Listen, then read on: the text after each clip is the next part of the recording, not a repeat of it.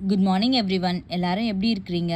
இந்த புதிய நாளை ஏசப்பா நம்மளுக்கு கொடுத்ததுக்காக அவருக்கு நன்றி சொல்லிட்டு இன்றைக்கி படிக்க போகிற அதிகாரத்துக்குள்ளாக நம்ம போவோம்.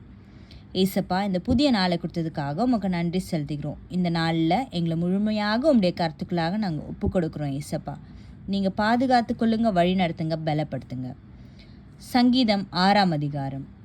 கர்த்தாவே, உம்முடைய கோபத்திலே என்னை கடிந்து கொள்ளாதேயும், உம்முடைய உக்கிரத்திலே என்னை தண்டியாதேயும். என் மேல் இரக்கமாயிரும் கர்த்தாவே, நான் பலனற்று போனேன். என்னை குணமாக்கும் கர்த்தாவே.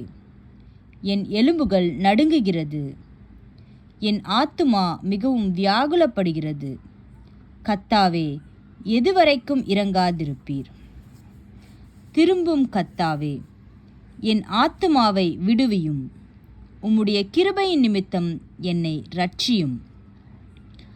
மரணத்தில் உம்மை நினைவு கூர்வதில்லை, பாதாளத்தில் உம்மை துதிப்பவன் யார்?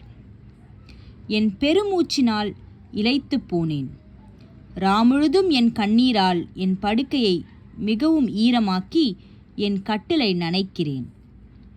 துயரத்தினால் என் கண்கள் குழிவிழுந்து போயிற்று. என் சத்துருக்கள் அனைவர் நிமித்தமும் மங்கி போயிற்று.